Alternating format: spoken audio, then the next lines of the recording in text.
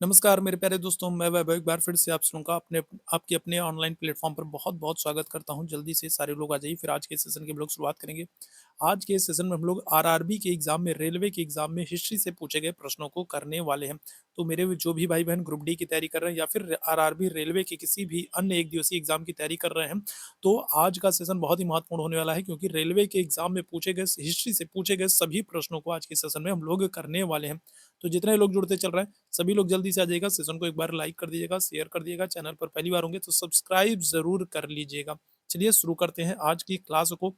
RRB के exam में पूछे गए सभी प्रीवियस ईयर के क्वेश्चंस को हम लोग करने वाले हैं, और मैं दावा करता हूं कि इसके बाहर से एक भी प्रश्न आपके एग्ज़ाम में नहीं बनेगा। अभी तक आरआरबी के एग्ज़ाम में अभी तक जितने भी आरआरबी, रेलवे के एग्ज़ाम हुए हैं, उन सब में जितने प्रश्न पूछे गए, उन सब प्रश्नों को हम लोग बारी-बारी से करने वाले हैं। तो एक भी प्रश्न अब इसके बाहर नहीं बनेगा, बस आपको वीडियो में लास्ट तक बने रहना है। तो चलिए शुरू करते हैं आज की क्लास को। और जितने मेरे भाई-बहन जुड़ते चल रहे हैं, सभी लोग सेशन को एक बार लाइक कर देंगे, शेयर कर देंगे, चैनल पर पहली बार होंगे तो सब्सक्राइब ज़रूर कर लिएगा। चलिए शुरू करते हैं आज की क्लास को। पहला प्रश्न आपसे पूछ रहा है, निम्नलिखित में से कौन-सा पाषाण युग के 3 कालों के अंतर्गत नहीं आता है? पाषाण काल, स्टोन एज के संदर्भ में आपसे पूछ रहा है कि कौन उनके 3 प्रमुख कालों के अंतर्गत नहीं आता है? तो आपको पता है पाषाण काल को 3 भागों में बाँटा गया था। पूरा पाषाण काल, मध्य पाषाण काल और नवपाषाण काल। तो इसमें कौन-सा? तो इसमें ताम्र पाषाण काल नहीं होगा, ठीक है? तो आरआरबी के सारे क्वेश्चंस हम लोग करने वाले हैं। हिस्ट्री से जितने क्वेश्चंस पूछे गए हैं, उन सब क्वेश्चंस को हम लोग करने वाले हैं। टॉपिक वाइज़ करने वाले हैं, एक तरफ से सीरियल वाइज़ करने वाले हैं। बहुत इंपॉर्टेंट सेशन होने वाला है, और ये मेरा नया चैनल है, तो इसको सब्सक्राइब ज़रूर कर लीजिए सभी लोग, और एक बार शेयर भी कर दो, ठीक है? तो बताइएगा क्या हो जाएगा? आज ये पहली क्लास है, ठीक है? आज ये पहली क्लास है, और जल्दी से सभी लोग लाइक, शेयर ज़रूर कर दो। इसके बाद ही फिर दूसरी क्लास आएगी, ठीक है? तो पहला प्रश्न आपके सामने है, पाषाण युग के अंतर्गत कौन-सा नहीं आता है? तो आप आंसर क्या करोगे? आप आंसर करोगे ताम्र पाषाण काल। पूरा पाषाण काल, मध्य पाषाण काल, नवपाषाण काल, 3 भागों में बाँटा गया था, ठीक है? आप देख सकते हो, आरआरबी एनटीपीसी के 2021 में ये शिफ्ट 1 में पूछा गया प्रश्न है। दूसरे प्रश्न की तरफ चलते हैं हम लोग। भीमबेटका की गुफा कब खोजी गई थी?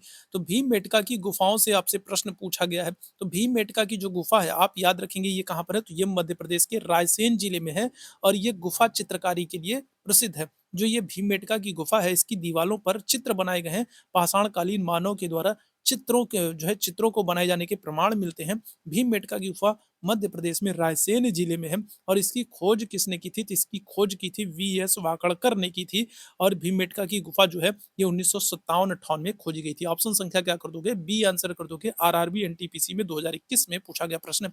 रेलवे में जितने भी प्रश्न अभी तक, आज तक रेलवे के इतिहास में जितने प्रश्न आज तक पूछे गए होंगे, उन सब प्रश्नों को हम लोग करने वाले हैं। बस आपको क्या करना है? सेशन को लाइक करना है, शेयर करना है, चैनल पर पहली बार होंगे तो सब्सक्राइब करना है।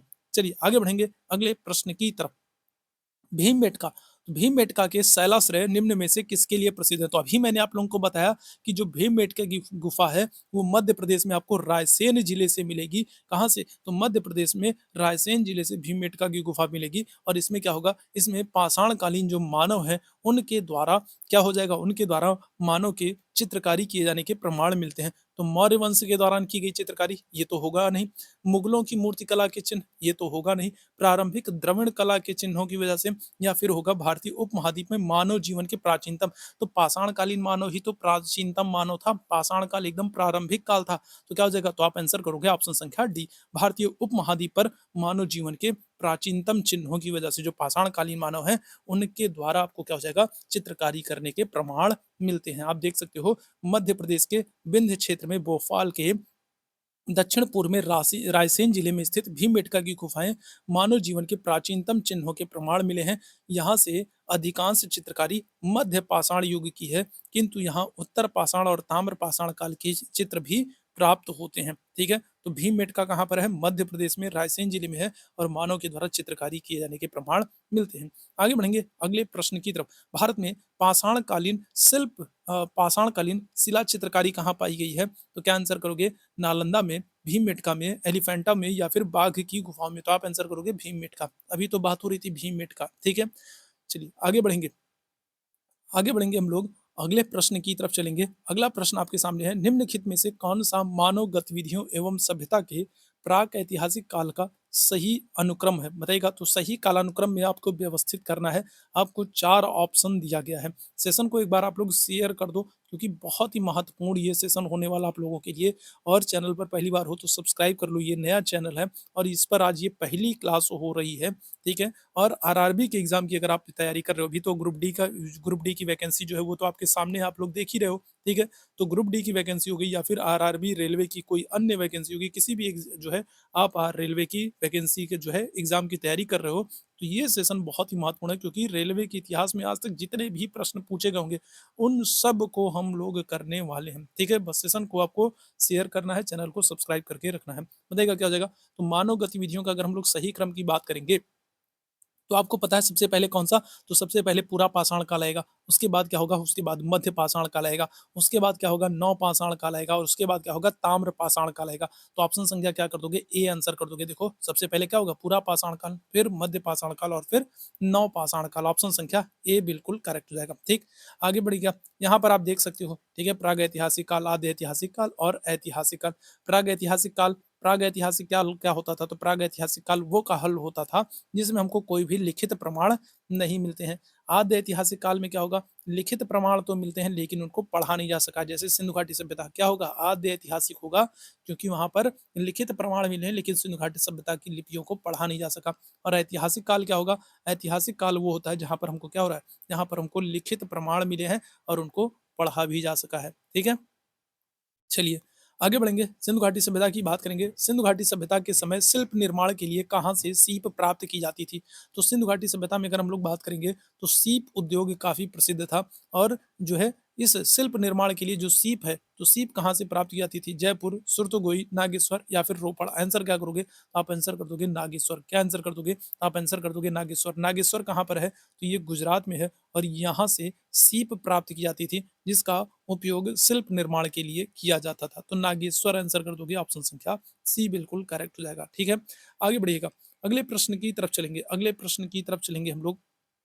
सिंधु घाटी सभ्यता का कौन-सा स्थल पंजाब में स्थित है? तो बताइएगा क्या हो जाएगा? सिंधु घाटी सभ्यता का कौन-सा स्थल पंजाब में स्थित है? कोटदीजी, बनावली, बालू, रोपड़। कौन-सा सिंधु घाटी सभ्यता का कौन-सा स्थल पंजाब में स्थित है? तो आपको पता है रोपड़ जो है ये पंजाब में स्थित है। सतलज नदी के किनारे है। यज्ञदत्त शर्मा ने इसकी खुदाई की थी, ठीक है? क्या होगा? बीबी लाल ने इसकी खोज की है और यहाँ पर खुदाई करने का काम किसने किया है? तो यज्ञदत्त शर्मा ने किया है। रोपड़ से मानव के साथ कुत्ते को दफनाए जाने का साक्ष्य मिला है। रोपड़ जो है ये कहाँ पर? तो ये अगर हम लोग बात करें, तो रोपड़ जो है ये कहाँ पर है? तो सिंधु घाटी सभ्यता का स्थल है, पंजाब में है, सतलज नदी के किनारे है और इसकी जो खोज है वो किसके द्वारा? तो बीबी लाल के द्वारा और यज्ञदत्त सर्मा के द्वारा यहाँ पर उत्खनन करवाया गया था और रोपड़ से मानव के साथ कुत्ते को दफनाए जाने का प्रमाण मिला है। ठीक है? चलिए आगे बढ़ेंगे। अगले प्रश्न का आंसर करिएगा। अगले प्रश्न का आंसर करना है, हड़प्पा की अधिकांश मोहरे नामक एक प्रकार के मुलायम पत्थर से बनी होती थी, जो 2 बाई 2 विमा के साथ वर्गाकार आकृति का होता था तथा जिसका उपयोग व्यावसायिक उद्देश्यों के लिए किया जाता था। तो देखिए ये अभी अगर हम लोग बात करेंगे, तो ये भी क्या है? रेलवे के पेपर में पूछा गया है, 2022 में पूछा गया प्रश्न है। तो क्या आंसर करोगे? तो आप आंसर करोगे स्टीयरटाइट कर दोगे। क्या कर दोगे? तो स्टीयरटाइट का प्रयोग किया जाता था। स्टीयरटाइट क्या होता था? तो ये सेल खड़ी होता था। स्टीयरटाइट क्या होता था? सेल खड़ी होता था। कल ही मैंने आप लोगों को बताया था कि जो हड़प्पा काल की जो मोहरें होती थी वो किसकी बनी होती थी? तो सेल खड़ी की बनी होती थी और इन्हीं को हम लोग क्या कहते थे? स्टीयरटाइट कहते थे। ऑप्शन संख्या क्या कर दोगे? तो सी आंसर कर दोगे। ठीक है? चलिए आगे बढ़ेंगे। ठीक है? अच्छा, सिंधु घाटी सभ्यता की जो मोहरें होती थी, जो मोहरें प्राप्त हुई हैं, तो उन पर याद रखिएगा, तो उन पर कुछ जानवरों के चित्र भी मिले हैं। जैसे कौन-कौन से हो जाएगा? जैसे बाघ हो गया, हाथी हो गया, वृषभ हो गया, गैंडा हो गया, भैंसा हो गया, हिरन हो गया, खरगोश हो गया, बकरा हो गया। तो इस तरीके के कुछ जानवर हैं, जिनके चित्र जो है सिंधु घाटी सभ्यता की मोहरों पर मिले हैं। मोहरें सेल खड़ी की बनी होती थी, ठीक है? याद रखेंगे, ठीक है? और मोहरें कैसी होती थी? चौकोर होती थी। सिंधु घाटी सभ्यता की जो मोहरें होती थी, वो कैसी होती थी? चौकोर होती थी, ठीक है? याद रखेंगे। धौलावीरा किस राज्य में स्थित है? गुजरात, झारखंड, राजस्थान, छत्तीसगढ़। धौलावीरा किस राज्य में स्थित है? आप आंसर क्या करोगे? तो धौलावीरा जो है ये गुजरात में स्थित है, ठीक है? कहाँ पर? तो गुजरात के कच्छ जिले में स्थित है धौलावीरा। धौलावीरा एकमात्र नगर है जो क्या होगा? जो 3 भागों में बँटा है। अगर हम लोग सिंधु घाटी सभ्यता के बाकी स्थलों की बात करें, अगर हम लोग सिंधु घाटी सभ्यता के बाकी स्थलों की बात करें, तो सिंधु घाटी सभ्यता के जो बाकी स्थल हैं, वो क्या होंगे, 2 भागों में बँटे होते थे। लेकिन धौलावीरा एकमात्र नगर है, जो 3 भागों में बँटा होता था। इसके अलावा सबसे अच्छे जल निकासी के प्रमाण जो हैं, वो भी आपको धौलावीरा से मिलेंगे। सबसे अच्छे जल निकासी के प्रमाण आपको कहाँ से? धौलावीरा से मिलेंगे। इसके अलावा याद रखिएगा, धौलावीरा से शिलालेख भी प्राप्त होता है। धौलावीरा से क्या होगा? तो धौलावीरा से आपको शिलालेख की भी प्राप्ति होती है, ठीक है? और धौलावीरा जो है, धौलावीरा से शिलालेख की प्राप्ति होगी, सबसे अच्छे जल निकासी के प्रमाण मिलेंगे, एकमात्र नगर जो 3 भागों में बँटा है और धौलावीरा जो है, ये भारत का 40वाँ विश्व विरासत स्थल चुना गया है। धौलावीरा भारत का 40वाँ विश्व विरासत स्थल चुना गया है। धौलावीरा भारत का 40वाँ विश्व विरासत स्थल चुना गया है, याद रखिएगा। धौलावीरा का अर्थ क्या होता है? धौलावीरा का अर्थ होता है सफ़ेद कुआँ। ये गुजरात में कच्छ जिले में स्थित है, ठीक है? कहाँ पर? गुजरात में कच्छ जिले में स्थित है, ठीक है? चलिए, तो यहाँ पर देख सकते हैं 2021 में यूनेस्को ने धौलावीरा को भारत का 40वां विश्व विरासत स्थल के रूप में शामिल किया है, ठीक है? आगे बढ़िएगा। धौलावीरा एक पुरातात्विक स्थान है जिसकी समयावधि, धौलावीरा से आपसे पूछ रहा है कि धौलावीरा एक स्थान है जिसकी समयावधि जुड़ी हुई है। तो किससे जुड़ी हुई है? तो आपको पता है धौलावीरा एक सिंधु घाटी सभ्यता का स्थल था। तो ऑप्शन संख्या क्या हो जाएगा? सी बिल्कुल करेक्ट हो जाएगा। देखो, आरआरबी, एनटीपीसी 2016, मैंने आप लोगों को बोला ना कि आरआरबी के एग्ज़ाम में, रेलवे के एग्ज़ाम में शुरू से लेकर के आज तक जितने भी प्रश्न पूछे गए होंगे, उन सब को हम लोग करेंगे, ठीक है? उन सब को हम लोग करेंगे। बस आप लोग क्या करेंगे, आप लोग सेशन को शेयर करेंगे ताकि मैक्सिमम लोगों तक ये सेशन पहुँच सके और चैनल को सब्सक्राइब करके रखेंगे, ठीक है? आगे बढ़िएगा। मोहनजोदड़ो में पाया गया एक विशाल स्नानागार, बताइएगा क्या हो जाएगा? तो जो विशाल स्नानागार है, कहाँ से पाया गया? सबसे पहले तो आपसे यही पूछ लेगा कि विशाल स्नानागार कहाँ से मिला है? तो आप आंसर क्या करोगे? आप आंसर करोगे मोहनजोदड़ो से। कहाँ से? तो विशाल स्नानागार मिला है मोहनजोदड़ो से। और इसकी आकार आपसे पूछा गया है, आकार कैसा है? वृत्ताकार है, बेलनाकार है, त्रिभुजाकार है, आयताकार है। तो याद रखिएगा, मोहनजोदड़ो से एक विशाल स्नानागार पाया गया है जो कि आयताकार है और इस विशाल स्नानागार में उतरने के लिए जो सीढ़ियां बनाई गई हैं, वो उत्तर और दक्षिण दिशा में बनाई गई हैं, ठीक है? कहाँ पर? तो उत्तर और दक्षिण दिशा में बनाई गई है। मोहनजोदड़ो की जो अगर हम लोग बात करेंगे, तो ये सिंधु घाटी सभ्यता का सबसे बड़ा स्थल है। मोहनजोदड़ो सिंधु घाटी सभ्यता का सबसे बड़ा स्थल है और इसकी खोज 1922 में राखल दास बनर्जी ने की थी। किसने की थी? तो राखल दास बनर्जी ने की थी और यहाँ से एक योगी की मूर्ति भी मिली है जिसकी तुलना पशुपति शिव से की जाती है, ठीक है? चलिए आगे बढ़ेंगे अगले प्रश्न की तरफ। अगले प्रश्न का आंसर करेंगे आप सभी लोग। अगला प्रश्न आपके सामने है, 1920-21 के आसपास किस नदी की खुदाई के दौरान हड़प्पा शहर मिला था? तो हड़प्पा शहर जो है वो किस नदी के आसपास मिला है? तो क्या आंसर करोगे? झेलम, चिनाब, रावी, ब्यास। क्या आंसर करोगे? तो आप आंसर कर दोगे रावी नदी। रावी नदी के किनारे हड़प्पा है और सिंधु नदी के किनारे मोहनजोदड़ो है। हड़प्पा नदी के जो है, हड़प्पा जो है वो रावी नदी के किनारे है और मोहनजोदड़ो जो है वो सिंधु नदी के किनारे। तो क्या आंसर कर दोगे? तो रावी नदी के किनारे हड़प्पा की खोज हुई थी। किसने की थी? तो याद रखिएगा, दयाराम साहनी ने की थी। और हड़प्पा जो है ये पाकिस्तान के मांटगोमरी जिले में है। हड़प्पा जो है ये पाकिस्तान के मांटगोमरी जिले में है, रावी नदी के किनारे है। इसकी खोज 1921 में दयाराम साहनी के द्वारा की गई थी, ठीक है? चलिए आगे बढ़िएगा। सिंधु घाटी सभ्यता में किस शहर का शाब्दिक अर्थ होता है? मृतकों का टीला। तो आपको पता है सिंधु घाटी सभ्यता में क्या हो जाएगा? किस शब्द का अर्थ होता है मृतकों का टीला? तो आप आंसर करोगे किसको? मोहनजोदड़ो को। मोहनजोदड़ो का सिंधी भाषा में अर्थ होता है मृतकों का टीला। मोहनजोदड़ो का सिंधी भाषा में अर्थ होता है मृतकों का टीला। सिंधु घाटी सभ्यता का सबसे बड़ा स्थल जो है वो मोहनजोदड़ो है और मोहनजोदड़ो से आपको सिंधु घाटी सभ्यता का सबसे बड़ा स्मारक अन्नागार मिलता है। अगर आपसे पूछा जाए सिंधु घाटी सभ्यता का सबसे बड़ा स्मारक क्या है, तो आप आंसर करोगे अन्नागार। और अन्नागार कहाँ से मिला है? तो वो भी मोहनजोदड़ो से। मोहनजोदड़ो का जो अन्नागार है वो सिंधु घाटी सभ्यता का सबसे बड़ा स्मारक है। मोहनजोदड़ो से ही आपको स्नानागार मिला है। मोहनजोदड़ो से आपको सूती का कपड़ा मिला है। मोहनजोदड़ो से स्वास्तिक का प्रतीक मिला है। लिंग पूजा के प्रमाण मिले हैं। प्रकृति पूजा के प्रमाण मिले हैं। सूती कपड़े के साक्ष्य मिले हैं, ठीक है? मन का जो है जो आपको अम, जो सेल-खड़ी की मुद्राएँ हैं, तो वो भी आपको कहाँ से? मोहनजोदड़ो से मिली है। कांसे की नर्तकी की जो मूर्ति है, वो भी मोहनजोदड़ो से मिली है, ठीक है? आगे बढ़िएगा। मोहनजोदड़ो शब्द का अर्थ क्या होता है? तो अभी हम लोगों ने बात की मृतकों का टीला क्या होता है? तो मोहनजोदड़ो का सिंधी भाषा में अर्थ होता है मृतकों का टीला, ठीक है?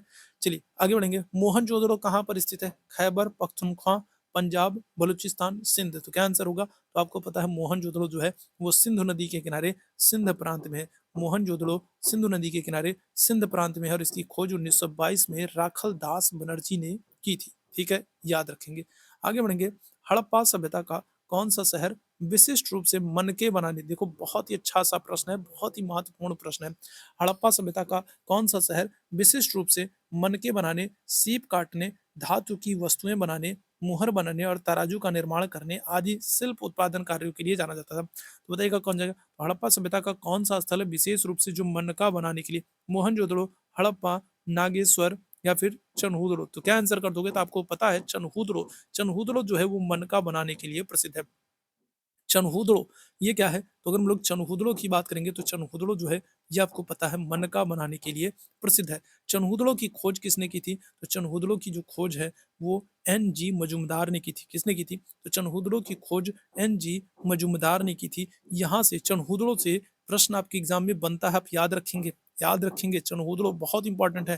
ठीक है, तो चनहुदड़ो एक ऐसा नगर है जो क्या होगा, जो मनका बनाने के लिए प्रसिद्ध था। मनका बनाने का कारखाना आपको चनहुदड़ो से मिलेगा। इसकी खोज एन जी मजूमदार करेंगे। चनहुदड़ो से आपको झूकर झांकर संस्कृति के साक्ष्य मिलते हैं। कौन सी? तो झूकर झांकर संस्कृति के साक्ष्य मिलते हैं। चनहुदड़ो से आपको वक्राकार ईंटें मिलेंगी। क्या होगा? वक्राकार ईंटें मिलेंगी। और चनहुदड़ो एक ऐसा नगर है जिसका दुर्गीकरण नहीं किया गया। तो ये सब याद रखिएगा। सौंदर्य प्रसाधन वाली जो चीजें हैं, काजल, बिंदी, लिपस्टिक जो है वो भी आपको चनहुदड़ो से ही मिलेगी। चनहुदड़ो कहाँ पर है? सिंध प्रांत में है। याद रखेंगे कहाँ पर? मोहनजोदड़ो और चनहुदड़ो। मोहनजोदड़ो और चनहुदड़ो दोनों के लास्ट में आप देखोगे तो डो डो आ रहा है। मोहनजोदड़ो, चनहुदड़ो, तो दोनों ही कहाँ पर? दोनों ही सिंध प्रांत में है। याद रखिएगा। चनहुदड़ो की खोज एन जी मजूमदार ने की थी। ठीक, आगे बढ़ेंगे। सिंधु घाटी सभ्यता में किस स्थल को सबसे पहले खोजा गया था? सिंधु घाटी सभ्यता में सबसे पहले किस स्थल को खोजा गया? मोहनजोदड़ो, हड़प्पा, लोथल, कालीबंगा। क्या आंसर करोगे? तो आप आंसर कर दोगे सबसे पहले किसको खोजा गया? सबसे पहले हड़प्पा को खोजा गया 1921 में, दयाराम साहनी ने। सबसे पहले हड़प्पा को 1921 में और फिर 1922 में मोहनजोदड़ो को खोजा गया। तो क्या आंसर कर दोगे? तो ऑप्शन संख्या बी आंसर कर दोगे। क्या आंसर कर दोगे? तो देखो सिंधु घाटी सभ्यता के स्थल हड़प्पा का उत्खनन 1921 में दयाराम साहनी के द्वारा किया गया और ये सबसे पहला स्थल है। और इसी कारण से सिंधु घाटी सभ्यता का नाम क्या कर दिया गया था? हड़प्पा सभ्यता रख दिया गया था, क्योंकि सबसे पहला स्थल कौन सा मिला था? हड़प्पा मिला था। ठीक, पत्थर की बनी नृत्य करती हुई पुरुष नटराज प्रतिमा कहाँ से पाई गई है? लोथल, रंगपुर, हड़प्पा, मोहनजोदड़ो। क्या आंसर कर दोगे? तो पत्थर की बनी हुई नृत्य करती हुई पुरुष की मूर्ति नटराज प्रतिमा कहाँ प्राप्त हुई है? आप आंसर कर दोगे मोहनजोदड़ो से। ठीक, सॉरी, हड़प्पा से। कहाँ से? अगर आपसे पुरुष की मूर्ति पूछे, अगर आपसे पुरुष की नृत्य करती हुई मूर्ति पूछे तो आप हड़प्पा कहोगे। और अगर वहीं आपसे अगर आपसे महिला मूर्ति की बात करेगा तो आप मोहनजोदड़ो करोगे। अगर पुरुष नर्तक की बात करें तो पुरुष नर्तक की मूर्ति हड़प्पा से मिली है और महिला नर्तक की मूर्ति की बात करेंगे तो मोहनजोदड़ो से मिली है। ठीक है, याद रखिएगा, पुरुष हड़प्पा से मिली है और मोहनजोदड़ो से कांसे की नर्तकी की मूर्ति मिली है। कौन सा हड़प्पा स्थल गुजरात में पाया गया था? क्या आंसर करोगे? तो धौलावीरा। अभी हम लोगों ने बात की थी कि धौलावीरा कौन सा स्थल है जो जो हाँ, जो है गुजरात से प्राप्त हुआ है। तो आप आंसर क्या करोगे? धौलावीरा एकमात्र नगर है जो 3 भागों में बटा है। धौलावीरा को यूनेस्को के द्वारा भारत का 40वां विश्व विरासत स्थल भी शामिल किया गया है। भारत का 40वां विश्व विरासत स्थल चुना गया है किसको? धौलावीरा को। गुजरात में है। धौलावीरा का अर्थ सफेद कुआं होता है और एकमात्र नगर है जो 3 भागों में बटा है। यहाँ से जल निकासी के सबसे अच्छे प्रमाण मिले हैं। और क्या हो जाएगा? और धौलावीरा जो है यहाँ से शिलालेख के प्रमाण भी मिले हैं। निम्नलिखित में से कौन सिंधु घाटी सभ्यता का हिस्सा नहीं है? तो मोहनजोदड़ो, हड़प्पा, लोथल, उरुक। कौन सा नहीं है? तो आप जानते हो उरुक नहीं है। लोथल जो है ये गुजरात में और बंदरगाह नगर है। लोथल से भी आपको मनका बनाने का कारखाना मिलेगा। लोथल से आपको फारस की मुद्रा मिलेगी। लोथल से 2 युगल 3 युगल समाधान के साक्ष्य मिलेंगे। ठीक है, याद रखिएगा, लोथल को लघु हड़प्पा लघु मोहनजोदड़ो कहा जाता है। ठीक है, तो सिंधु घाटी सभ्यता के प्रमुख स्थलों में मोहनजोदड़ो, कालीबंगा, हड़प्पा, धौलावीरा, लोथल और राखीगढ़ी थे। ठीक है, याद रखिए। जबकि उरुक अगर हम लोग बात करें तो ये सुमेरियन सभ्यता का शहर है। किसका? तो सुमेरियन सभ्यता का शहर है। ठीक है, निम्नलिखित में से किन स्थानों में जलाशयों के साक्ष्य मिले हैं? बताइएगा क्या हो जाएगा? तो अगर हम लोग बात करेंगे तो अभी मैंने आप लोगों को कितनी बार बताया कि धौलावीरा से सबसे अच्छे जल निकासी के प्रमाण, सबसे अच्छे जलाशय अगर हम लोग बात करेंगे कहाँ से आपको, तो धौलावीरा से मिल रहे हैं। ठीक है, क्या हो जाएगा? तो धौलावीरा गुजरात में कच्छ के रण में क्षेत्र में स्थित है और इसकी खोज किसने की? जेपी जोशी ने की है। याद रखिएगा। और यहाँ से जलाशय के साक्ष्य मिलते हैं, ठीक है? पुरातात्विक स्थल सुरकोटड़ा किस राज्य में स्थित है? सुरकोटड़ा, सुरकोटड़ा बहुत ही महत्वपूर्ण है क्योंकि यहाँ से घोड़े की अस्थियां मिली हैं। सुरकोटड़ा से अगर हम लोग बात करेंगे क्या हो जाएगा, तो सुरकोटड़ा से घोड़े की अस्थियां मिली हैं और सुरकोटड़ा क्या हो जाएगा, तो ये गुजरात में स्थित है, ठीक है? कहाँ पर? तो आप आंसर कर दोगे कहाँ पर, तो गुजरात में। चलिए देखते हैं, यहाँ पर हम लोग बात करें सुरकोटड़ा गुजरात के कच्छ जिले में स्थित है, ठीक है? और इसकी खोज किसने की है? जगपति जोशी ने की। यहाँ पर आप सिंधु घाटी सभ्यता के कुछ स्थलों को देख लीजिए क्योंकि आपसे डायरेक्ट पूछ लिया जाता है कि कौन सा स्थल किस राज्य में है। तो धौलावीरा, लोथल, रंगपुर, सुरकोटदा, ये सारे के सारे, ये चारों के चारों कहाँ पर? गुजरात में है। आलमगीरपुर की बात करेंगे, उत्तर प्रदेश में है, मेरठ में हिंडन नदी के किनारे। कालीबंगा राजस्थान में है, घग्गर नदी के किनारे। मांडा जम्मू कश्मीर में है, चिनाब नदी के किनारे। दैमाबाद महाराष्ट्र में है, प्रवरा नदी के किनारे। रोपड़ पंजाब में है, सतलज नदी के किनारे, ठीक। आगे बढ़िएगा। 1944 में भारतीय पुरातत्व सर्वेक्षण के महानिदेशक के रूप में किसने पदभार संभाला और हड़प्पा की खुदाई का जिम्मा लिया? 1944 की बात हो रही है, ठीक है? 1944 में अगर हम लोग बात करें, जब हड़प्पा मोहनजोदड़ो की खोज हुई थी 1921-22 में, ठीक है? तो उस समय अगर आपसे पूछा जाए निदेशक कौन थे, तो आप आंसर करोगे जॉन मार्शल। लेकिन अभी पूछ रहा है 1944 में, तो 1944 में कौन होंगे? तो 1944 में आप कहोगे मार्टिमर व्हीलर। ऑप्शन संख्या डी आंसर करना, ठीक है? क्या होगा? तो मार्टिमर व्हीलर, ठीक है? यहाँ पर आप देख सकते हो sir Robert Eric Mortimer Wheeler जिन्हें 1944 में भारतीय पुरातत्व सर्वेक्षण के महानिदेशक का भार संभाला था। तो मार्टिमर व्हीलर आंसर करोगे, ऑप्शन संख्या क्या आ जाएगा? डी आंसर हो जाएगा, याद रखिएगा। अच्छा, एक बात और याद रखिएगा, जो ये राष्ट्रीय महत्व के प्राचीन स्मारक और पुरातत्वीय स्थल और अवशेष हैं, तो ये किसके अंतर्गत आते हैं? तो ये याद रखिएगा, संस्कृति मंत्रालय के तहत, ठीक है? जो भारतीय पुरातत्व विभाग है, तो पुरातत्व विभाग किसके अंतर्गत आता है? तो याद रखिएगा, संस्कृति मंत्रालय के अंतर्गत आता है। किसके? संस्कृति मंत्रालय के अंतर्गत आता है, ठीक। प्रसिद्ध सिंधु घाटी सभ्यता स्थल जो है मोहनजोदड़ो की पहली बार खुदाई किसके द्वारा? तो पहली बार खुदाई जो है वो राखलदास बनर्जी के द्वारा की गई 1922 में।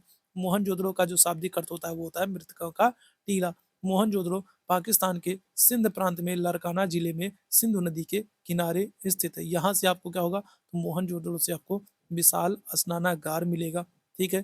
कांसे की नर्तकी की मूर्ति मिलेगी, योगी की मूर्ति मिलेगी, और क्या होगा, पशुपति शिव की मुद्रा मिलेगी, ठीक है? याद रखेंगे ये सब आपको कहाँ से? मोहनजोदड़ो से। देखो, चीजों को ध्यानपूर्वक सुनते चलो क्योंकि सुनना बहुत इंपॉर्टेंट है, क्योंकि जिन चीजों को आप सुनते हो वो ज्यादा देर तक आपके दिमाग में बनी रहती है। तो चीजों को ध्यानपूर्वक सुनते चलना है और स्क्रीनशॉट लेते चलो, ठीक है? लिखने के चक्कर में मत पड़ो। अभी क्या करो, अभी चीजों को ध्यानपूर्वक सुनते चलो और स्क्रीनशॉट लेते चलो। जो चीजें आपको नहीं पता उनका स्क्रीनशॉट ले लो, बाद में आराम से बैठ के उसको कॉपी में नोट डाउन कर लेना, उसको लिख लेना, उसको पढ़ लेना, उसको दोहरा लेना। अभी क्या करना, अभी चीज़ों को बस देखते चलो, ध्यानपूर्वक सुनते चलो। इसलिए बार-बार इतनी चीज़ों को मैं दोहरा रहा हूँ, ठीक है? कि आप लोग ध्यानपूर्वक सुनते चलो, ठीक है? चलिए, सिंधु घाटी सभ्यता वर्ष पुरानी है और दक्षिण में गंगा घाटी के निचले क्षेत्रों व उत्तर में मालवा तक फैली हुई है। तो सिंधु घाटी सभ्यता की अगर हम लोग बात करेंगे तो क्या हो जाएगा, तो 3000 ईसा पूर्व, ठीक है? दिए गए विकल्पों के अनुसार अगर हम लोग बात करें तो दिए गए विकल्पों के अनुसार देखो 5000 ईसा पूर्व तो नहीं हो सकता, बहुत ज्यादा हो जाएगा, ठीक है? 8000 ईसा पूर्व नहीं होगा, 8000 ईसा पूर्व में नवपाषाण काल चल रहा था, ठीक है? तो सिंधु घाटी सभ्यता जो हम लोग बात करेंगे 1000 ईसा पूर्व, ये तो बहुत कम हो जाएगा, क्या हो जाएगा, 3000 ईसा पूर्व, ठीक है? क्या हो जाएगा, तो अगर हम लोग एकदम क्लियर एग्जैक्ट बात करें तो एग्जैक्ट जो डेट है वो नहीं बताई जा सकती है, लेकिन दिए गए विकल्प के अनुसार अगर हम लोग बात करेंगे तो 3000 ईसा पूर्व सही आंसर हो जाएगा, ठीक है? सिंधु घाटी सभ्यता को अगर हम लोग बात करें हड़प्पा सभ्यता की जाता, हड़प्पा सभ्यता जो है ये पहली बार 1921 में खोजी गई थी। दयाराम साहनी और माधव स्वरूप वत्स दोनों लोगों ने मिलकर के खोजा था, ठीक है? हड़प्पा सभ्यता अगर देखो एनसीईआरटी की बात करें, देखो एनसीईआरटी में क्या दे रहा है, एनसीईआरटी में दे रहा है 2600 से 1900 ईसा पूर्व के बीच में, ठीक है? लेकिन अभी नई वाली एनसीईआरटी देखोगे तो वहां पर इस डेट में और सुधार किया गया है, ठीक है? एनसीईआरटी में अगर हम लोग बात करेंगे, जो नई एनसीईआरटी की किताबें आ रही हैं तो उनमें अगर हम लोग बात करेंगे तो उनमें डेट में और ज्यादा सुधार किया गया है, ठीक है? चलिए आगे बढ़ेंगे, ठीक है? यहाँ पर आप देख सकते हो, अगर हम लोग रेडियो कार्बन विधि की बात करेंगे तो रेडियो कार्बन विधि के अनुसार हड़प्पा सभ्यता की जो डेट है वो 2500 से 1750 बताई गई है, ठीक है? 2500 से 1750 बताई गई है, ठीक है? और जॉन मार्शल की अगर हम लोग बात करें, जॉन मार्शल और कुछ अन्य जो इतिहासकार हैं उनके अनुसार अगर हम लोग बात करें तो 3250 से क्या हो जाएगा, 2750 बताई गई है, ठीक है? तो 3000 के लगभग जो दिया गया था तो वही हमारा सही विकल्प होगा, ठीक है?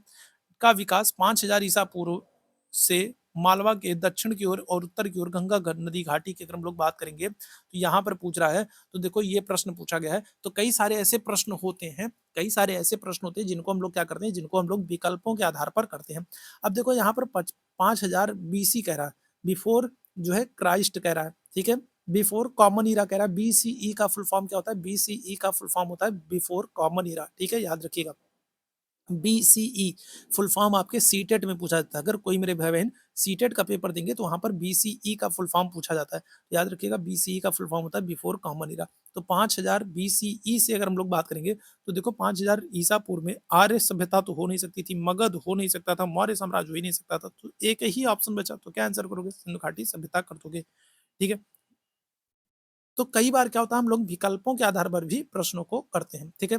और देखो प्रश्न पूछा भी गया है, ठीक है, ऐसा नहीं कि प्रश्न पूछा नहीं गया, मैंने अपने मन से बना दिया। सारे प्रश्न पूछेंगे और जो जो प्रश्न पूछेंगे वो सारे करा रहा हूँ। हड़प्पा सभ्यता 2500 ईसा पूर्व के आसपास विकास किया गया था, आज उन्हें हम क्या कहते हैं? तो बताइएगा। तो अगर हम लोग हड़प्पा सभ्यता की बात करें तो 2500 बीसी ईसा पूर्व के आसपास विकास किया गया था, आज उन्हें हम लोग क्या कहते हैं? तो आप क्या आंसर करोगे? तो पाकिस्तान और अफगानिस्तान। तो अफ़गानिस्तान तो नहीं कह सकते हो, क्यों? क्योंकि अफ़गानिस्तान में अगर हम लोग बात करेंगे तो अफ़गानिस्तान में सिंधु घाटी सभ्यता के 2 ही स्थल मिले हैं, सुरतगोई और मुंडी का। तो अफ़गानिस्तान तो नहीं होगा, ठीक है? अफ़गानिस्तान कह सकते हैं और पाकिस्तान भी कह सकते हैं, लेकिन अगर हम लोग यहाँ पर बात करें तो जो सबसे बेहतर विकल्प होगा वो क्या होगा? तो आप आंसर करोगे पश्चिमी भारत और पाकिस्तान। क्यों? क्योंकि मैक्सिमम जो स्थल हैं वो यहीं पर खोजेंगे। अफ़गानिस्तान में तो 2 ही मिला है। अफ़गानिस्तान में तो 2 ही स्थल मिला है, चीन में तो मिला ही नहीं है, तो चीन वाला ऑप्शन होगा नहीं। अफ़गानिस्तान में 2 ही मिला है। मैक्सिमम अगर आपसे पूछा जाए कहाँ पर मिला है, तो अफ़गानिस्तान और पश्चिमी भारत। अफ़गानिस्तान में 2 ही मिला है, बार-बार बता रहा हूँ। तो क्या हो जाएगा? तो मैक्सिमम जो स्थल मिले हैं वो पश्चिमी भारत और पाकिस्तान में मिले हैं। तो हम लोग ऑप्शन संख्या बी को आंसर करेंगे, ठीक? भारत का इतिहास सिंधु घाटी सभ्यता के जन्म से शुरू हुआ है, जो लगभग अस्तित्व में ही। अब देखो यहाँ पर दिए गए अगर विकल्प की बात करें, अगर यहाँ पर दिए गए विकल्प की अगर हम लोग बात करेंगे कि भारत का जो इतिहास है सिंधु घाटी सभ्यता के जन्म से शुरू हुआ है, तो यहाँ पर देखो 2500 ईसा पूर्व दिया, 4500 ईसा पूर्व दिया, 1500 ईसा पूर्व दिया, 6500 ईसा पूर्व। तो यहाँ पर अगर हमको विकल्प को चुनना होगा तो हम आंसर किसको करेंगे? हम आंसर करेंगे ऑप्शन संख्या ए को, 2500 ईसा पूर्व को, ठीक है। किसको आंसर करेंगे? तो हम यहाँ पर आंसर को चूज करेंगे किसको? 2500 ईसा पूर्व को, ठीक। सिंधु सभ्यता की सबसे महत्वपूर्ण विशेषता क्या थी? तो वस्तु विनिमय तो होता था, ठीक है। स्थानीय परिवहन प्रणाली, प्रशासनिक प्रणाली, ईंटों से बने भवन। तो सबसे जो महत्वपूर्ण विशेषता होगी वो क्या होगी? ईंटों से, पक्की ईंटों से। सिंधु घाटी सभ्यता में क्या हो जाएगा? तो सिंधु घाटी सभ्यता में मैक्सिमम जो नगर है वो पक्की ईंटों के बने हैं, और जो ईंटों का अनुपात है, यहाँ पर देखो ईंटों के अनुपात से भी प्रश्न आपसे बनता है, ठीक है। तो ईंटों के अनुपात से भी प्रश्न बनता है, तो जो ईंटों का अनुपात था वो क्या था? 4:2:1 था, ठीक है। तो याद रखिएगा, सिंधु घाटी सभ्यता की जो सबसे महत्वपूर्ण विशेषता है वो क्या है कि उस समय में उतने साल पहले, जो है 100 ईसा पूर्व अगर हम लोग बात करेंगे तो उतने 100 ईसा पूर्व, उतने समय पहले भी लोग क्या कर रहे थे? पक्की ईंटों के बने घरों में रह रहे थे। ईंटों का अनुपात क्या था? 4:2:1 था, ठीक है।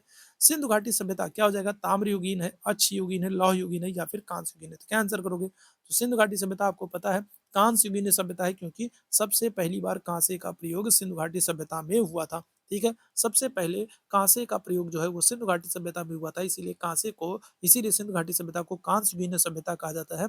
अच्छा, यहाँ पर एक और प्रश्न बन जाता है, कांसा मिश्र धातु है, किसको किसको मिलाकर बनती है? तो तांबा और टिन को मिलाकर बनती है। ये भी प्रश्न आपके एग्जाम में पूछा गया, तांबा और टिन को मिलाकर कांसा बनती है, ये भी याद रखिएगा, मिश्र धातु है, ठीक। आगे बढ़ेंगे अगले प्रश्न की तरफ। अगले प्रश्न का आंसर करेंगे सभी लोग, ठीक है। अगले प्रश्न की तरफ चलते हैं। सिंधु घाटी सभ्यता के लोग बनाने के लिए तांबे और टिन का मिश्रित करते थे, तो बताइएगा क्या हो जाएगा? तो अभी हम लोगों ने बात की कांसा, ठीक है। सिंधु घाटी सभ्यता के लोग कांसे को बनाने के लिए तांबे और टिन का प्रयोग करते थे। सबसे पहले कांसे का प्रयोग सिंधु घाटी सभ्यता में किया गया है, इसीलिए सिंधु घाटी सभ्यता को कांस्ययुगीन सभ्यता भी कहा जाता है। निम्नलिखित में से कौन सा सिंधु घाटी सभ्यता का महत्वपूर्ण स्थल नहीं है? बताओ क्या हो जाएगा? कालीबंगा, हड़प्पा, मोहनजोदड़ो, आजमगढ़। क्या हो जाएगा? तो कालीबंगा भी है, मोहनजोदड़ो भी है, हड़प्पा भी है, आजमगढ़ नहीं है। तो ऑप्शन संख्या क्या करोगे? तो डी आंसर कर दोगे, ठीक है। याद रखिएगा, सिंधु घाटी सभ्यता के प्रमुख नगरों की अगर हम लोग बात करें तो मोहनजोदड़ो है, हड़प्पा है, चनहूदड़ो है, लोथल है, बनावली है, धौलावीरा है, राखीगढ़ी है, कालीबंगन है, ये सभी हैं, याद रखिएगा। आजमगढ़ का कोई संबंध नहीं है। मोहनजोदड़ो नाम का अर्थ क्या है? मोहनजोदड़ो शब्द का अर्थ होता है मृतकों का टीला। कौन सी भाषा में? सिंधी भाषा में। कौन सी? सिंधी भाषा में। जरा आप लोग कमेंट करके बताओ, सिंधी भाषा को 8वीं अनुसूची में किस संशोधन के द्वारा जोड़ा गया? सिंधी भाषा को 8वीं अनुसूची में किस संशोधन के द्वारा जोड़ा गया है? ठीक है। हड़प्पा के लोग निम्नलिखित भगवानों में से किसकी पूजा नहीं करते थे? बताइए किसकी पूजा नहीं करते थे? आपसे ये पूछा जा रहा है, बताइएगा क्या जगह। तो हड़प्पा के लोग किसकी पूजा नहीं करते थे? तो शिव की, विष्णु की, स्वास्तिक की, कबूतर की। क्या हो जाएगा? तो अगर हम लोग बात करेंगे तो हड़प्पा के लोग विष्णु की पूजा नहीं करते थे। ठीक है, क्या हो जाएगा? तो अगर हम लोग बात करेंगे तो हड़प्पा के लोग, देवताओं की बात हो रही है, और अगर हम लोग बात करेंगे क्या हो जाएगा, तो विष्णु की पूजा नहीं करते थे। ऑप्शन संख्या क्या हो जाएगा? बी बिल्कुल एकदम करेक्ट हो जाएगा।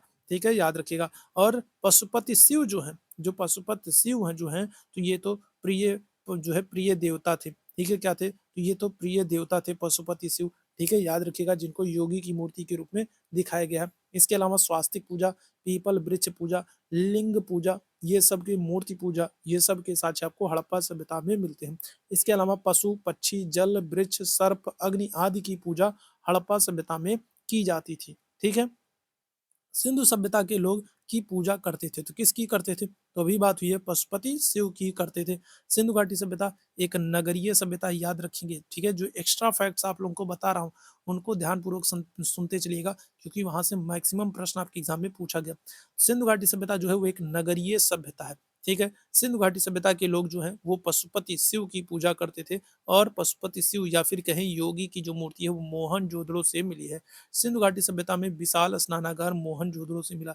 सिंधु घाटी सभ्यता की लिपि के बारे में कई बार प्रश्न पूछा गया है। याद रखिएगा, सिंधु घाटी सभ्यता की जो लिपि है वो भाव चित्रात्मक लिपि है, और इसको अभी तक पढ़ा नहीं जा सका है। सिंधु घाटी सभ्यता की जो लिपि है वो भाव चित्रात्मक है, और इसको अभी पढ़ा नहीं जा सका है। ठीक है। किस वर्ष में जर्मनी और इटली के पुरातत्वविदों ने एक दल ने मोहनजोदड़ो में सतह अन्वेषण शुरू किया था? बताइएगा क्या हो जाएगा। तो अगर हम लोग बात करेंगे किस वर्ष में जर्मनी और इटली के पुरातत्वविदों ने, एक दल ने मोहनजोदड़ो में सतह अन्वेषण किया था, ये भी प्रश्न आपके देखिए पूछा गया है।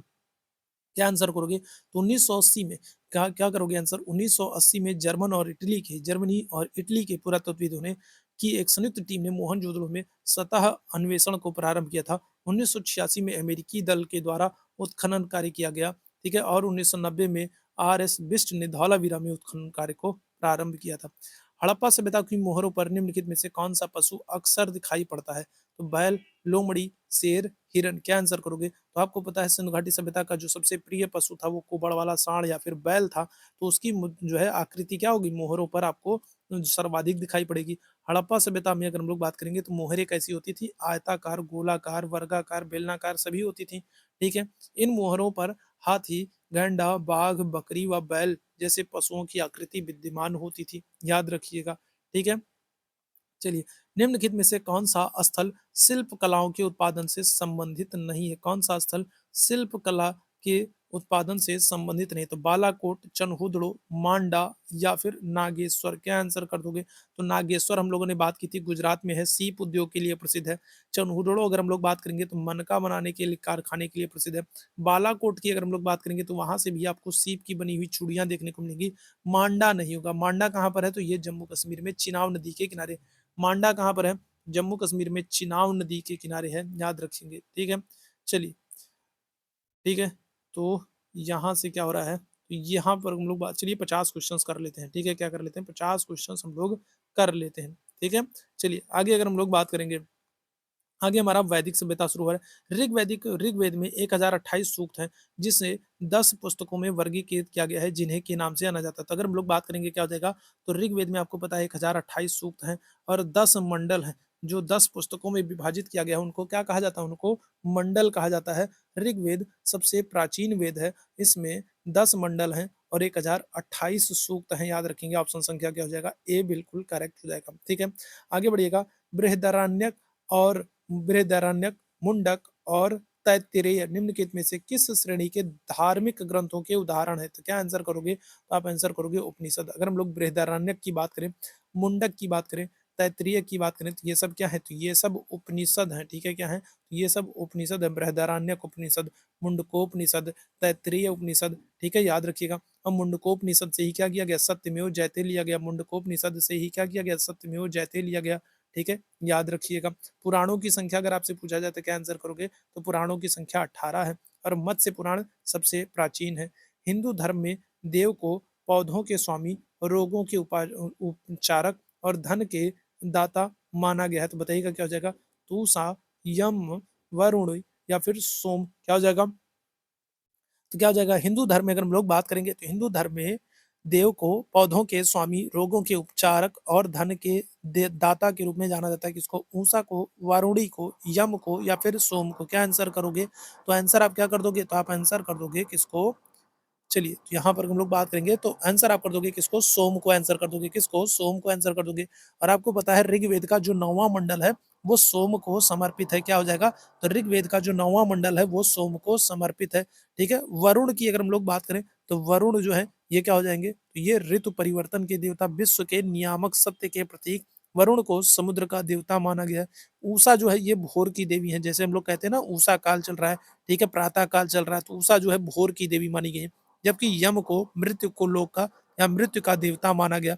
कौन सी हिंदू धर्म की प्रमुख दार्शनिक विचारधारा, बताइएगा क्या हो जाएगा, तो संन्यास, मोक्ष, अर्थ या फिर वैशेषिक, क्या हो जाएगा, तो आप आंसर कर दोगे वैशेषिक, ठीक है, क्या हो जाएगा, हिंदू धर्म की प्रमुख दार्शनिक विचारधारा कौन सी है, आप आंसर करोगे वैशेषिक। और वैशेषिक विचारधारा किसके द्वारा दी गई थी, तो आप आंसर कर दोगे कणाद, ठीक है। वैशेषिक जो दर्शन है इसके प्रवर्तक कौन माने जाते हैं, तो आप आंसर कर दोगे कणाद को, ठीक है, याद रखिएगा। आगे बढ़ेंगे, किस वेद को कर्म कांड ग्रंथ के रूप में जाना जाता है, बताइएगा कौन सी बुक है जिसको कर्म कांड ग्रंथ के रूप में जाना जाता है, ऋग्वेद, यजुर्वेद, सामवेद, अथर्ववेद, क्या आंसर कर दोगे, तो आप आंसर कर दोगे किसको, यजुर्वेद को, ठीक है, किसको, तो यजुर्वेद को कर्म कांड वेद के रूप में जाना जाता है। यजुर्वेद एक ऐसा वेद है जो क्या होगा, जो गद्य और पद्य दोनों में लिखा गया, ठीक है, क्या हो जाएगा, तो यजुर्वेद एक ऐसा पद्य है जो क्या होगा, जो गद्य और पद्य दोनों में लिखा गया है, ठीक है।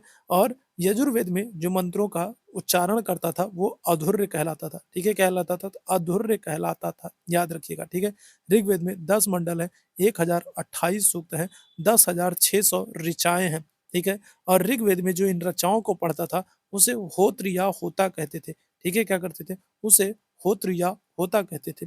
सामवेद में जो ऋचाओं का, मंत्रों का उच्चारण करता था, पाठ करता था, उसको उद्गाता कहते थे। अथर्ववेद में जो मंत्रों का उच्चारण करता था उसको ब्रह्मा कहते थे, ठीक है। यजुर्वेद संबंधित है गायत्री मंत्र से, जादू टोना से, यज्ञ के अनुष्ठानों से या फिर राग से। आप आंसर क्या करोगे, आप आंसर करोगे यज्ञ के अनुष्ठानों से। यजुर्वेद किससे संबंधित है, तो यज्ञ के अनुष्ठानों से। भी मैंने हम लोग बात की थी कि जो कर्म कांड है, कर्म कांडों का उल्लेख कहाँ पर है, तो यजुर्वेद में किया गया है। जादू टोना, तंत्र मंत्र, वशीकरण जो है ये अथर्ववेद में, जादू टोना, तंत्र मंत्र, वशीकरण अथर्ववेद में है, ठीक है।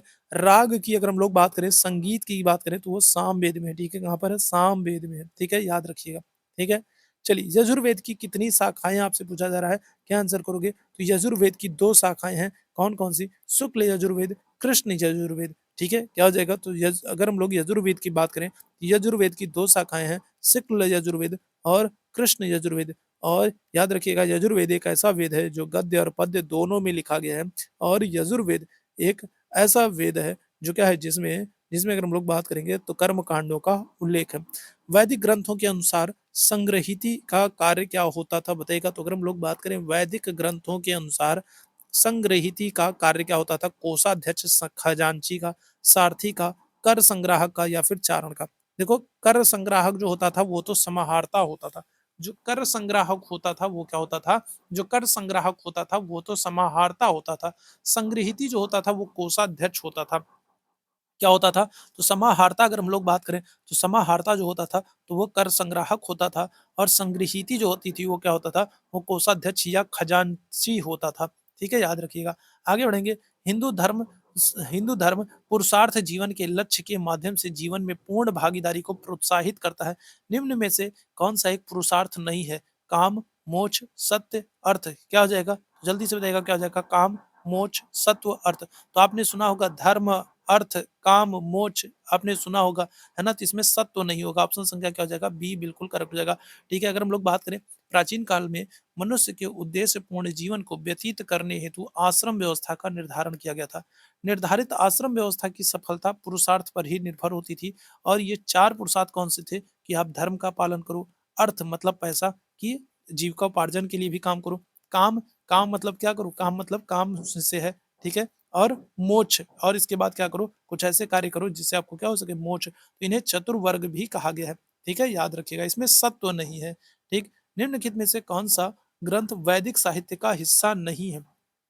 क्या आंसर करोगे? तो कौन-सा ग्रंथ वैदिक साहित्य का हिस्सा नहीं है? ब्राह्मण, आरण्यक, उपनिषद या फिर पिटक? तो क्या आंसर कर दोगे? तो पिटक आंसर नहीं होगा। क्यों? क्योंकि पिटक जो है, पिटक मतलब आंसर होगा। उसका कारण क्या है? क्योंकि पिटक जो है वो बौद्ध धर्म से संबंधित है, ठीक है? बौद्ध धर्म में आपको पता है 3 है, कौन-कौन से? तो एक है सुत्त पिटक, दूसरा है विनय पिटक और तीसरा है अभिधम्म पिटक। सबसे प्राचीनतम जो बौद्ध ग्रंथ है वो त्रिपिटक को माना जाता है, ठीक है? तो वो बौद्ध धर्म से संबंधित है।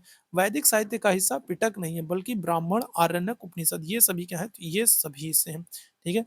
अगर हम लोग यहाँ पर देख सकते हैं, ठीक है? अगर हम लोग बात करें तो बौद्ध धर्म में पिटकों को वेदों के समान ही महत्व मिला है, लेकिन ये इसमें शामिल नहीं है। विनय पिटक बौद्ध धर्म के संघ और संघ के नियमों का उल्लेख करता है। सुत्त पिटक महात्मा बुद्ध के सिद्धांतों, वचनों का, प्रवचनों का संकलन है और अभिधम्म पिटक में अगर हम लोग बात करेंगे तो दार्शनिक सिद्धांतों का उल्लेख है, ठीक है? हिंदू धर्म में इनमें से किस देवता को सृजनकर्ता माना गया? बताइएगा क्या हो जाएगा? हिंदू धर्म में किस देवता को सृजनकर्ता माना गया? तो ब्रह्मा, महेश, गणेश, विष्णु। क्या आंसर कर दोगे? तो आप आंसर कर दोगे ब्रह्मा जी को, ठीक है? किसको? तो हिंदू धर्म में सृजनकर्ता जो है वो ब्रह्मा जी को माना गया है, विष्णु जी को संचालनकर्ता माना गया है और भगवान शिव को विनाशक के रूप में माना गया है, ठीक है? आगे बढ़िएगा, अगले प्रश्न की बात करेंगे। ऐत्रेय उपनिषद के ऐत्रेय आर्यानक की दूसरी पुस्तक के चौथे, पांचवें और छठवें अध्याय में संबंधित है। इसे सबसे पुराना उपनिषद माना जाता है। बताइएगा क्या हो जाएगा? तो अगर हम लोग बात करेंगे तो ऐतरेय जो है ये किसका? तो ये ऋग्वेद का आरण्यक है, ठीक है? किसका? तो ऋग्वेद का ब्राह्मण ग्रंथ है, याद रखिएगा उपनिषद है। किसका? ऐतरेय अगर हम लोग बात करें तो किसका? तो उपनिषद जो है ये ऋग्वेद के ऐतरेय आरण्यक की दूसरी पुस्तक के चौथे, पांचवें और छठवें अध्याय से संबंधित है। इसे सबसे पुराना उपनिषद माना जाता है। ऋग्वेद के 10 मंडल और 1028 सूक्त और लगभग 10,600 ऋचाएँ हैं। इस वेद के ऋचाओं के पढ़ने वाले ऋषि को होत्र कहा जाता था और आर्यों के राजनैतिक प्रणाली और इतिहास के बारे में अगर हम लोग बात करें, आर्यों के प्रारंभिक इतिहास के बारे में हमें ऋग्वेद से जानकारी मिलती है, ठीक है? तो आज के सेशन में हम लोग बस 50 क्वेश्चंस करने वाले हैं। आपको फिर से मैं बता देता हूँ कि अगर आप रेलवे के किसी भी एग्ज़ाम की तैयारी कर रहे हैं, ठीक है? ग्रुप डी से लेकर के एनटीपीसी से लेकर के किसी भी एक दिवसीय एग्ज़ाम की आप तैयारी कर रहे हो, तो ये सेशन बहुत ही महत्वपूर्ण होने वाला है क्योंकि आरआरबी रेलवे के इतिहास में अभी तक जितने भी प्रश्न आपके प्रीवियस ईयर के पूछे गए होंगे, उन सब को हम लोग बारी-बारी से सीरियल वाइज़ से क्रमबद्ध रूप से क्या करने वाले हैं, तो रिवाइज़ करने वाले हैं और सारे पूछे गए प्रश्नों को हम लोग करने वाले हैं। तो सेशन बहुत ही महत्वपूर्ण है, ठीक है? इसके बाहर से एक भी प्रश्न नहीं बनेगा। जितने भी प्रश्न आज तक पूछे गए, उन सबको हम लोग रिवाइज़ कर लेंगे, तो कहाँ से प्रश्न बनेगा, ठीक है? तो बहुत इंपॉर्टेंट ये सेशन है। और ये जो क्लास है मेरे इस नए वाले चैनल पर चलेगी, तो सभी लोग चैनल को सब्सक्राइब ज़रूर कर लीजिए, लाइक ज़रूर कर दीजिएगा, शेयर ज़रूर कर दीजिएगा। तो अभी के लिए बस इतना ही करेंगे। थैंक यू सो मच आप सभी लोगों को मेरे साथ जुड़ने के लिए। Thank you so much.